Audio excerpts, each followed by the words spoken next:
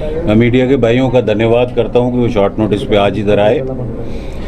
मसला एक गंभीर मुद्दे का था, तो मैंने सोचा कि बोलने का वक्त आ गया है। लेकिन मुद्दे पे आने से पहले सबसे पहले मैं सख्त कड़े शब्दों में खंडन करता हूं जो हमारी सिक्योरिटी फोर्सेस के ऊपर आए दिन हमले हो रहे हैं लास्ट ईयर से, जिसमें सिविलियंस की मौतें भी हुई, हमारे सिक्योरिटी फोर्सेस ने भी शहादत दी। पाकिस्तान की इन कायरानी हरकतों का मैं सख्त खंडन करता हूं। लेकिन हम सबको विश्वास रखना चाहिए कि हमारी सिक्योरिटी फोर्सेस, चाहे वो आर्मी के जवान हैं, पुलिस है, ऑफिसर्स हैं, वो हम तक सिंसियरली काम कर रहे हैं और ये टेररिज्म का एक नया फेज़ है, इसको भी वो हैंडल कर लेंगे। हम परमपिता परमेश्वर से प्रार्थना करते हैं कि उनकी आत्माओं को शांति मिले और उनके घर वालों को हौसला मिले।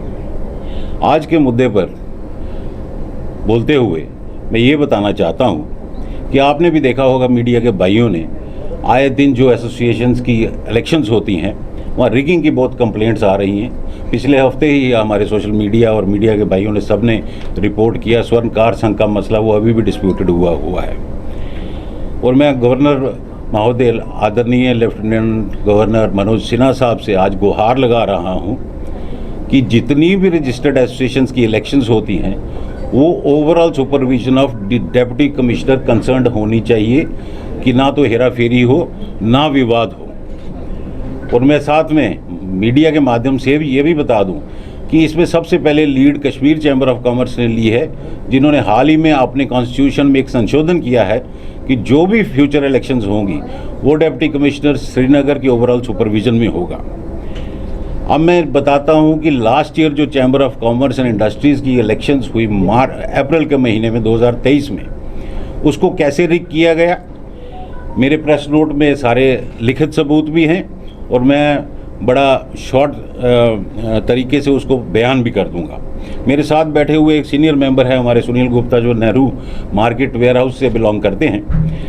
इन्होंने इलेक्शंस के तुरंत के बाद इलेक्शन कमीशनर को एक खत भेजा जिसमें इन्होंने एलिगेशंस लगाए कि आपने रिगिंग की है और काफ़ी सवाल पूछे। अब मैं शॉर्ट में बोलूँगा क्योंकि प्रेस नोट थोड़ा लंबा है। इन्होंने मेन एलिगेशंस लगाए कि आपने जो पोलिंग टीम अंदर बिठाई वो या तो कंटेस्टेंट्स के रिश्तेदार थे और या दोस्त थे। और मैं आपके माध्यम से सबसे पहले ये सबको याद दिलवा दूं कि 2020 में एक सिविल सूट चैम्बर का, जब मैं प्रेसिडेंट था, फाइल होता है जिसमें वाई शर्मा और पृथ्वीराज गुप्ता जी ने वो सूट फाइल किया, supported by sitting president Arun Gupta. Immediately case होने के बाद मेरे 4 ऑफिस बेयरर्स जो मेरे साथ 3 साल काम कर चुके थे, वो मेरी साइड छोड़ के विपक्ष के साथ मेरे खिलाफ कोर्ट में खड़े हो गए। प्रमुख तौर में उसमें से गौरव गुप्ता भी थे जो उस वक्त सेक्रेटरी थे। तो ये प्रूव करता है कि ये सारे लोगों का एक गठबंधन था मेरे खिलाफ। और लास्ट इलेक्शन में गौरव गुप्ता आउटगोइंग जनरल सेक्रेटरी थे और कॉन्स्टिट्यूशन क्लियर कहता है election commissioner will work with assistance from retiring secretary general. जो खत इन्होंने लिखा उसका जवाब भी प्रेस नोट के साथ लगा हुआ है उनका। वो बोलते हैं कि वो सब मेंबर थे जो पोलिंग टीम के थे। सुनील जी ने कहीं भी ये नहीं लिखा कि वो मेंबर नहीं थे, मगर एलिगेशन थी कि या तो रिश्तेदार थे। फॉर एग्जांपल अरुण गुप्ता जी के सगे भाई, सगे साले, सगे कुड़म, सगे संधि, सब पोलिंग टीम का हिस्सा या किसी ना किसी तरीके से अंदर बिठाए गए।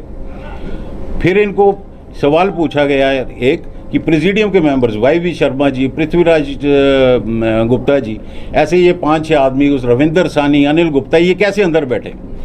तो वो जवाब देते हैं कि इनको सुपरविजन के लिए अंदर बिठाया गया।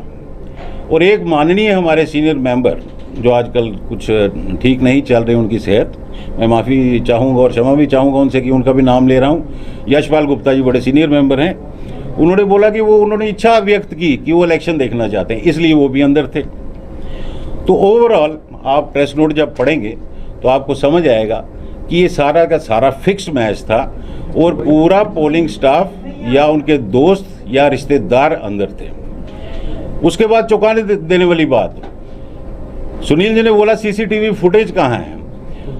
लिखित रूप में वो जवाब देते हैं कि सीसीटीवी फुटेज लेने की वजह से हम बिल नहीं बढ़ाना चाहते थे। ये इतना ग्रे मामला है, मैंडेटरी अंडर लॉ है सीसीटीवी फुटेज। और इलेक्शन कमिश्नर साहब ने वेन्यू के मैनेजर्स को बोला कि सीसीटीवी बंद कर दो। इनके खिलाफ पर्चा भी लगता है अगर इसको गंभीरता से लिया जाए, ताकि सबूत कोई ना बचे। दूसरा गृह मामला है कि पोलिंग हॉल के अंदर मार्कर पेन हमें बोला गया यूज़ करेंगे। थोड़ी देर के बाद हमने देखा नॉर्मल पेन शुरू हो गए, तो हमने बोला ये क्या है, कहते मार्कर पेन ख़त्म हो गए हैं, जो आज तक नहीं होता। वो इसलिए किया गया क्योंकि जो बंडल के बंडल रिगिंग के लिए पोल्स प्री टिक्ट लाए हुए थे, वो डालने के लिए नॉर्मल पेन यूज़ किए गए। और आप सब भाइयों ने उस दिन रिपोर्ट भी किया जब सुनील जी ने प्री टिक्ट जो पहले टिक मार के बैलेट वोटर्स को दिए जा रहे थे, वो रंगे हाथ पकड़े गए। अब आप मुझे बताइए, अगर इस हिसाब से इलेक्शंस होनी हैं तो आगे का सिस्टम कैसे चलेगा?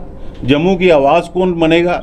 जब आप एक पॉपुलर मैंडेट को एक क्रिमिनल षड्यंत्र के करके ऐसे डिफीट करेंगे, तो मुझे लगता है कि माननीय एलजी साहब को इसको गंभीरता से लेना होगा और इमीडिएटली डायरेक्ट करना चाहिए रजिस्ट्रार ऑफ सोसाइटीज़ को कि इस पे नोटिस इशू किया जाए चैम्बर को, और ये एक्ट में चेंज होनी चाहिए कि जितनी भी इलेक्शंस रजिस्टर्ड सोसाइटीज़ की होती हैं, they should be held under the overall supervision of deputy commissioner concern.